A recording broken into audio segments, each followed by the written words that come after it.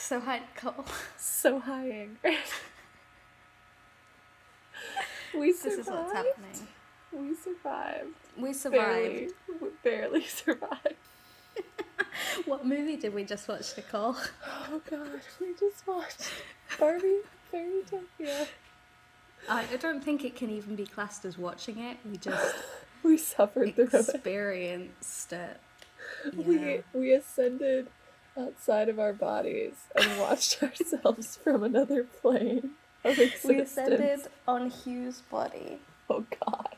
What you viewers need to know about this movie is that every scene feels like a scene in a much bigger movie. Yeah. Like it feels like a little really scene. Significant moment in a bigger movie, but there's no bigger movie. In a movie where there had been more stuff set up.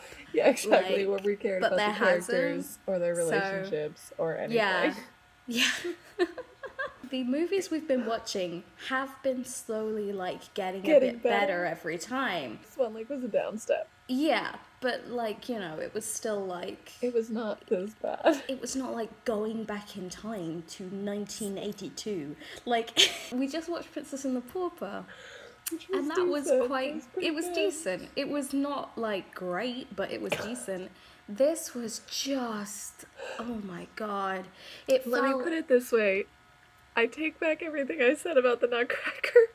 This movie put the Nutcracker to shame. It was so bad, and we were saying it must be by a different studio because the animation is so bad, so much worse. Every 5 minutes feels like the pilot episode of a TV show, like a kids' TV series. Do you know what I mean? It has baby stakes. Change the entire setting every 5 minutes. Every 5 minutes. And it's why do you keep doing that? Because you know none of them are going to look good. Everything looks just like a big open space. Nothing is populated. You're talking so rationally about this movie, and I'm just over here completely losing my mind.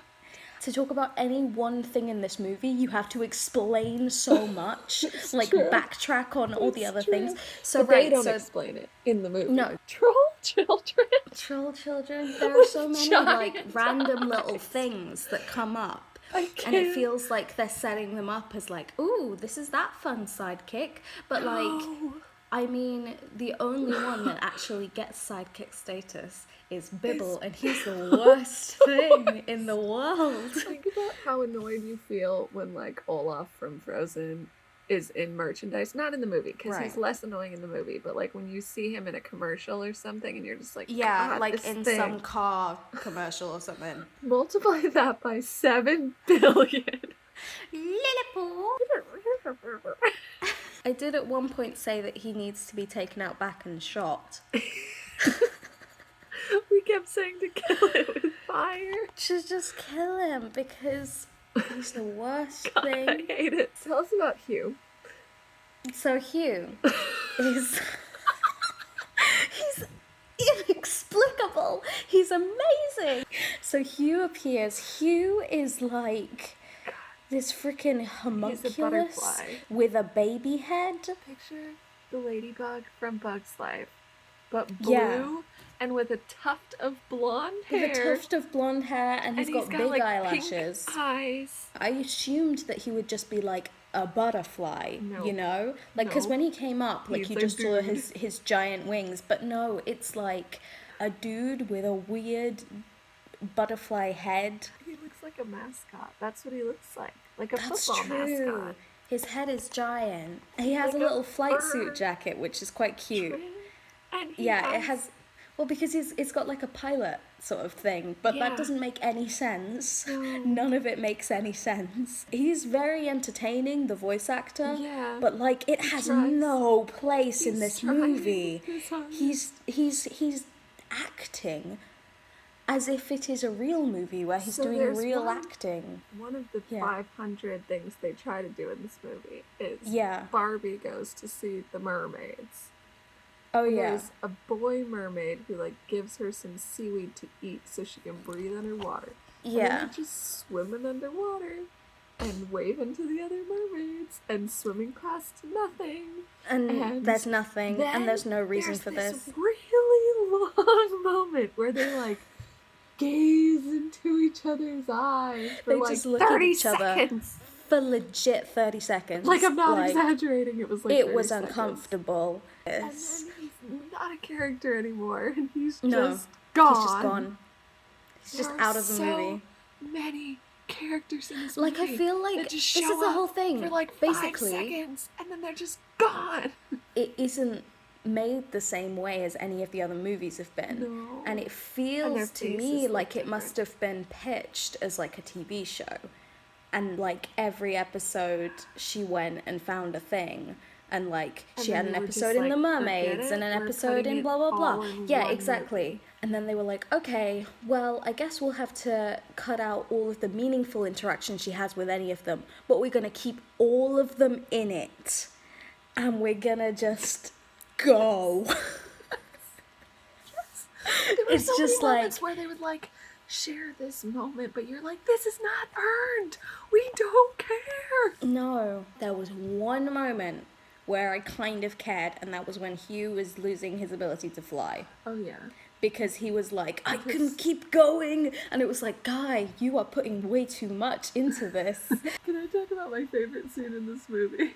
What's your favorite scene in this movie? So, they're evil, the evil woman, who looks kind of like a cross between Ursula and a Barbie doll. She has kidnapped almost all of the, like, guardian rainbow fairies. So, she's drawing them a little sketch of how she's gonna do this, and she's got a freaking chalkboard and glasses. She's got a chalkboard and glasses. Which she that does was the not best wear through shot. The rest of the movie. And because she's that drawing was all of them on a chalkboard. Inexplicable. And the male one, whose name is Ruby, like raises his hand like this. And she's like, Ruby, what? And he's like, I'm taller than all the other fairies. Can you draw me as taller? And she's like, fine. She erases his head and draws him a longer neck and then draws his head. And he's like, well, now I just look like a giraffe. And that was Nicole's favorite part of the movie. That was the only good scene in this movie. Oh my god, we have gained a new appreciation for Kelly Sheridan. Oh my god. The thespian of our times. The savior of our lives. Her familiar voice was the only thing holding me to reality. It was my tether to the world. She was just guiding us through. We kept losing our minds, and she was like, okay, to some other we're gonna plane. keep going, don't worry. We're just gonna carry on. I would hear Barbie's voice and just be like, okay, I can do this. Yeah. If Hugh was the ultra, realistic, Shakespearean actor, she was a tour guide. She was just like, I'm gonna keep you guys safe in this unfamiliar world. Don't worry. I don't think I can say anything else about this movie. This movie was so much. That I almost died on 15 occasions.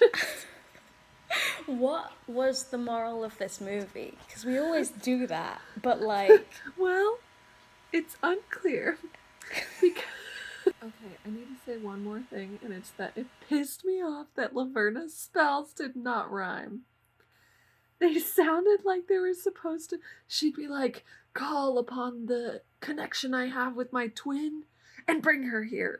It would just have such an anticlimactic ending to her spells, and it made me so mad. We lost Ingrid, but here she is. Here she is. Hold on, I'm gonna flip the camera around. If I can do that while I'm recording. I don't think I can. So we're just gonna share in this suffering together. It was real bad, guys. It was really bad. I feel this is definitely the new low point. So far low that I really hope we never beat it. Yeah, I sincerely hope we never beat it. It was so bad. Save us.